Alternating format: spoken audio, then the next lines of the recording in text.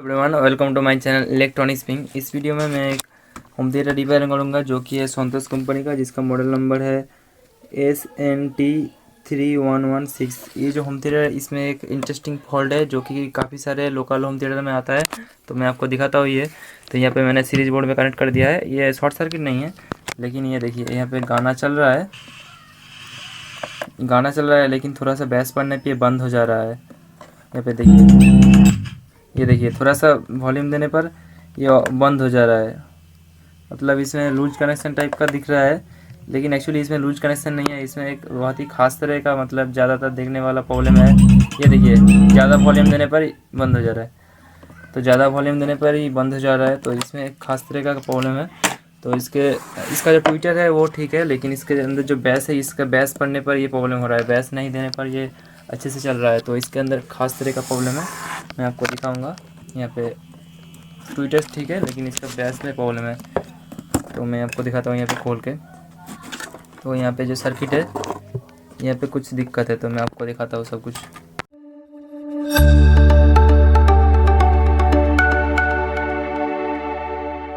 का प्रॉब्लम मतलब वॉल्यूम ज़्यादा करने पर सेट शट डाउन हो रहा है। ये काफ़ी जगह से आता है प्रॉब्लम, तो कुछ इंपॉर्टेंट जगह से ज़्यादातर आता है। मैं आपको दिखाता हूँ। तो सबसे पहले आपको क्या करना है, पॉजिटिव 12 वोल्ट और नेगेटिव 12 वोल्ट, मतलब यहाँ पे थोड़ा सा ज़्यादा आएगा। पॉजिटिव 15 वोल्ट और नेगेटिव 15 वोल्ट का आपको मेजरमेंट कर लेना है। तो यहाँ पे देखिए पॉजिटिव 16 वोल्ट आ रहा है और यहाँ पे नेगेटिव 16 वोल्ट। यहाँ पे देखिए नेगेटिव 16 वोल्ट, ये पॉजिटिव 16 वोल्ट, ये ठीक आ रहा है। ये दोनों कैपेसिटर पे, मेन कैपेसिटर पे। और यहाँ पे जो हमारा 7805 है, इसका आउटपुट भी आपको फ्लक्चुएट कर रहा है। तो यहाँ पे एक्चुअली मैं आपको दिखा देता हूँ मेन प्रॉब्लम क्या है। एक्चुअली इसका जो प्रॉब्लम है, तो वोल्टेज का आपको चेक कर लेना है कहीं पे लूज कनेक्शन है कि नहीं। तो यहाँ पे कई बार यहाँ पे जो पिन है, रेक्टिफायर और कैपेसिटर लूज होता है, तो उसकी वजह से होता है। लेकिन यहाँ पे ये प्रॉब्लम नहीं है, यहाँ पे कुछ और ही प्रॉब्लम है। तो आप बेसिकली जो बेसिक टेस्टिंग होता है, वोल्टेज मेजरमेंट कर लेना। तो वो प्रॉब्लम होगा तो मैं उसका एक अलग वीडियो बना दूंगा, लेकिन इस वीडियो में ज़्यादातर जो प्रॉब्लम होता है वही प्रॉब्लम हुआ है। तो यहाँ पे देखिए, ये जो ट्रांसफार्मर है, ये आपका ट्रांसफार्मर जो है, ये आपका है एल्यूमिनियम कोर का ट्रांसफार्मर है। इसी से प्रॉब्लम हो रहा है। यहाँ पे देखिए, यहाँ पे कोई एक बार रिपेयर करने की कोशिश किया था, मैं आपको निकाल कर दिखाता हूँ। तो यहाँ पे ये जो ट्रांसफार्मर है, ये एल्यूमिनियम कॉइल का ट्रांसफार्मर है। तो इसमें क्या हुआ है, इसका जो वायर है, ये एल्यूमिनियम का भी सोल्डर नहीं किया जा सकता, मतलब इसमें सोल्डरिंग नहीं किया जा सकता। तो इसके वजह से ही क्या हुआ है, यहाँ पे लूज कनेक्शन हुआ है। तो ज़्यादातर आपको एल्यूमिनियम ट्रांसफार्मर में ये दिक्कत देखने को मिलेगा। कुछ दिन चलने के बाद ये प्रॉब्लम होता है, तो इसको अच्छे से पीसीबी को यूज़ करके सोल्डरिंग करना पड़ता है। तो इससे ही ज़्यादातर प्रॉब्लम होता है, मतलब बैस ज़्यादा पड़ने पर यहाँ पे करंट लूज कनेक्शन होता है, तो यहाँ से ही प्रॉब्लम होता है। तो आपको ज़्यादातर एल्यूमिनियम ट्रांसफार्मर में देखने को मिलेगा, और कॉपर ट्रांसफार्मर में भी होता है। तो सबसे पहले मैं इसको अच्छे से मोटे कॉपर वायर का यूज़ करके इसको सोल्डरिंग कर देता हूँ। उसके बाद इसमें और भी कुछ प्रॉब्लम है, थोड़ा सा साउंड का, उसको भी रिपेयर करेंगे और इसको थोड़ा सा अपग्रेड करेंगे। इसको सप्लाई को इम्प्रूव करेंगे, मतलब बैस थोड़ा सा अच्छा दे, इसके लिए कैपेसिटर ऐड करेंगे। और ये इस पर 20-30 TDA 20-30 ऐसी लगा हुआ है। तो यहाँ पे बैस के लिए सिर्फ 20-50 लगाएंगे, तो इसका बैस परफॉर्मेंस और भी अच्छा हो जाएगा। तो चलिए देख लेते हैं। तो आपको इस ट्रांसफार्मर को अच्छे से लगाना है। तो क्या करना है, 0.5 mm या इससे, अगर ये 3 एम्पियर का ट्रांसफार्मर है, चलो 2.5 एम्पियर का है, 13.5 वोल्ट इंटू 2, मतलब 12 है, मतलब 13.2 और 0, और 2.5 एम्पियर का है। तो यहाँ पे तो 2.5 एम्पियर का है, तो यहाँ पे 0.5 mm का वायर यूज़ कर रहे हैं। अगर ज़्यादा एम्पियर का है तो थोड़ा मोटा वायर का यूज़ करना है, और इसका कॉपर को थोड़ा निकाल लेना है और इसके साथ वाइंड करना है। वाइंड करने के बाद सोल्डरिंग करना है। तो क्या होगा, इस कॉपर में सोल्डरिंग हो जाएगा, तो सोल्डरिंग की वजह से यहाँ पे एक जैम हो जाएगा, तो उससे प्रॉब्लम नहीं होगा बाद में। लेकिन आप जस्ट एल्यूमिनियम का वायर लगा देंगे और कोई सोल्डरिंग अच्छे से नहीं करेंगे, तो यहाँ पे दिक्कत करेगा बाद में। तो दोस्तों, ये जानकारी आपको कैसा लगा तो मुझे कमेंट में ज़रूर बताइएगा, और साथ में वीडियो को लाइक कर दीजिएगा, और चैनल में आप नए हैं मेरे, सब्सक्राइब कर दीजिएगा। तो क्या करना है, चलिए देखते हैं। अच्छे से हीटिंग सोल्डरिंग आयरन से इसको सोल्ड करते हैं, उसके बाद मैं आपको बताता हूँ।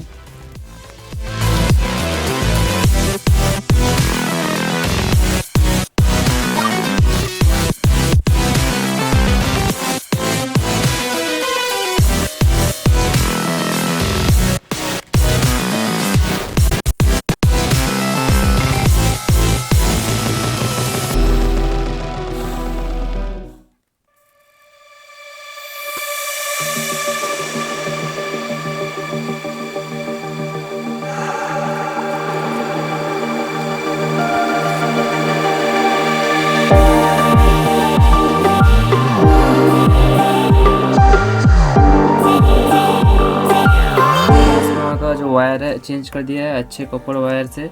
और वीडियो को आगे देखते रहे, वीडियो काफ़ी इंटरेस्टिंग होने वाला है कि इसको लगाने के बाद साउंड तो आएगा, और साउंड को इम्प्रूव करने के लिए हम TDA 2030 के जगह पे चेंज करेंगे और कैपेसिटर अपग्रेड करेंगे। तो इसके बाद कैसा सिस्टम में साउंड आएगा तो आपको बहुत सारा नॉलेज मिलेगा। तो 2030 की जगह पे 2050 लगा सकते हैं कि नहीं?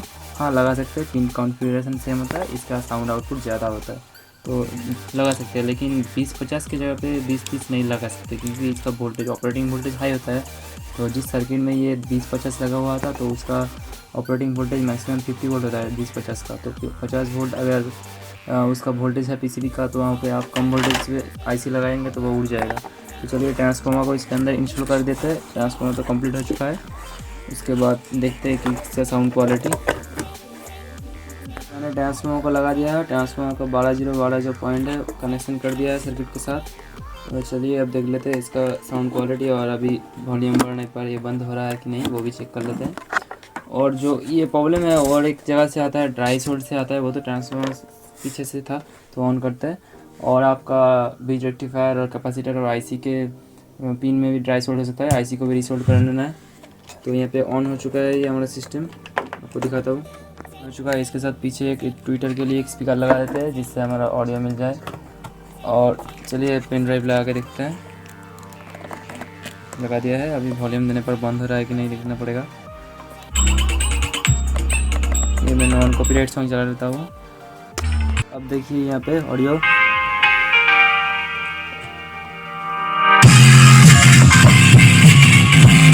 अब ये फुल साउंड पे है फिर भी नहीं बंद हो रहा है।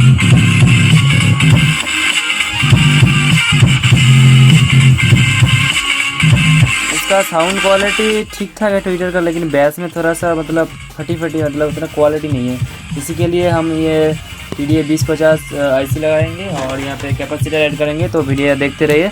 चलिए अब इसको लगाते हैं, तो इसके बाद देखेंगे इसका ऑडियो क्वालिटी। अपग्रेड करेंगे और IC चेंज करेंगे। तो IC कौन सा वाला है इसको पहचानने के लिए जो ऊपर का वायर आया है, जो 2 पिन वाला कनेक्टर है, ये वो जहाँ पे कनेक्ट है, और यहाँ पे 4558 IC का जो लो पास फिल्टर लगा हुआ है जिस IC के सीधा, या आप बोल सकते हैं जिस IC का वायर जो आया है यहाँ पे ऑडियो पे लो पास फिल्टर बेस आउटपुट, तो वो वाला IC आपका बेस का ऑडियो वाला IC है जिससे स्पीकर का वायर ऊपर का वायर गया है। तो चलिए ये वाला है। तो यहाँ पे देखिए इसको मैं निकालता हूँ सबसे पहले, और इसके बदले में TDA 2050 लगाता हूँ, और उसके बाद मैं कैपेसिटर को लगाऊंगा। चलिए लगाते हैं।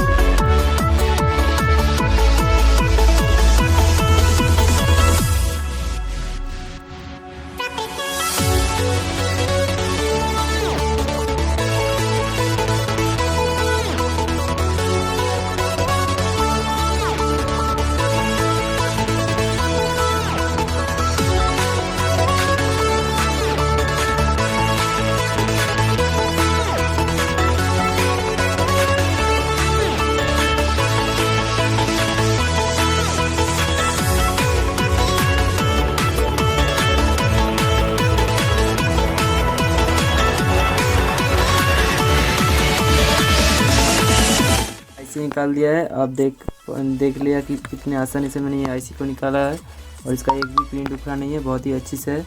और इन दोनों IC को मैंने सोल्ड कर दिया। तो देखिए यहाँ पे IC जो था TDA 2030, तो इसके बदले में मैं 2050 लगा देता हूँ, जो कि ये रहा। तो इसको मैं लगा देता हूँ। इसको लगाने के लिए थोड़ा सा थर्मल कंपाउंड लगाना ज़रूरी है क्योंकि अच्छे से कॉन्टैक्ट होगा IC के साथ। तो थर्मल कंपाउंड थोड़ा सा आपको लगाना है। अगर डायरेक्टली आप कस देते हैं तो IC बहुत ही जल्दी ख़राब होने का चांसेस रहता है। तो आपको थोड़ा सा थर्मल कंपाउंड लगा देना है। बहुत महंगा भी नहीं आता है ये कंपाउंड। चलिए IC को टाइट करते हैं।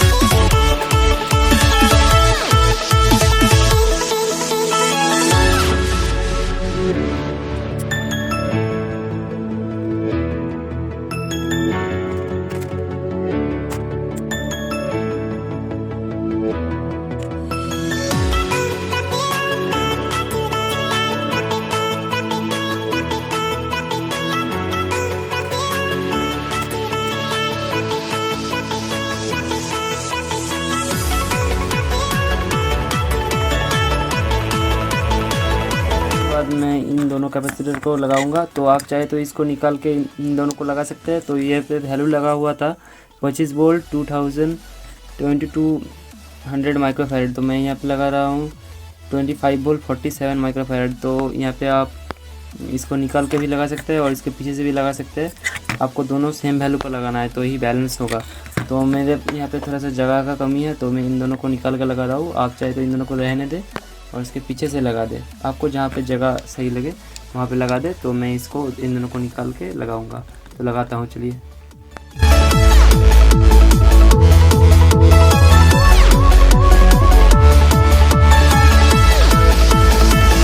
मैं कैपेसिटर निकाल दिया तो दोनों कैपेसिटर को लगा देते हैं। और आपको कैपेसिटर का माइनस प्लस को देख के लगाना है। ये ब्लैक स्ट्रिप माइनस है और कुछ भी नहीं है, तो ये प्लस है। तो यहाँ पे भी नीचे एक मार्क दिया हुआ है, यहाँ पे माइनस है और ये प्लस है। और पीछे सर्किट के ब्रिज रेक्टिफायर को अलाइन करके आपको लगाना है। पॉजिटिव नेगेटिव उल्टा नहीं होना चाहिए। तो मैं इसको भी लगा लेता हूँ पॉजिटिव नेगेटिव को सही से। उसके बाद इसको सोल्डरिंग कर देता हूँ। उसके बाद आपको टेस्ट करके बताता हूँ।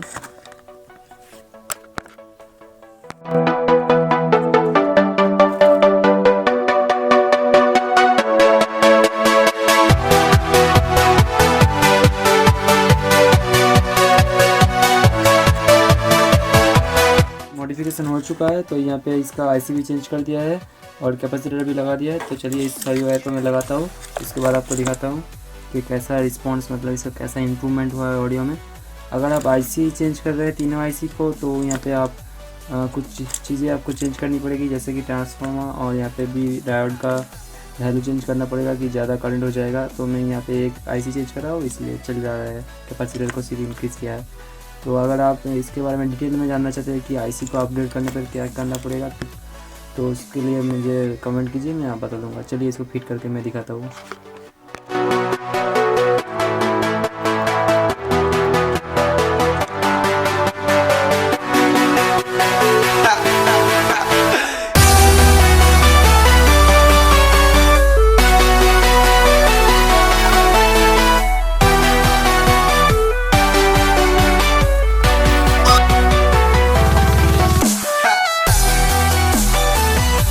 चुका है, लगा दिया है। चलिए अब इसका साउंड टेस्टिंग देखते हैं। इसको मैंने प्ले करके देखा, काफ़ी अच्छा साउंड दे रहा है, 20-30 से बहुत ही अच्छा। चलिए देखते हैं चला के।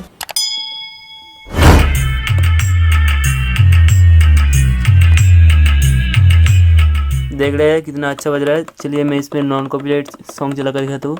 दोस्तों मेरा वीडियो ये आपको कैसा लगा नीचे कमेंट में ज़रूर बताइएगा और उसके साथ चैनल को सब्सक्राइब कर लीजिएगा। चलिए म्यूज़िक प्ले करके देखते हैं।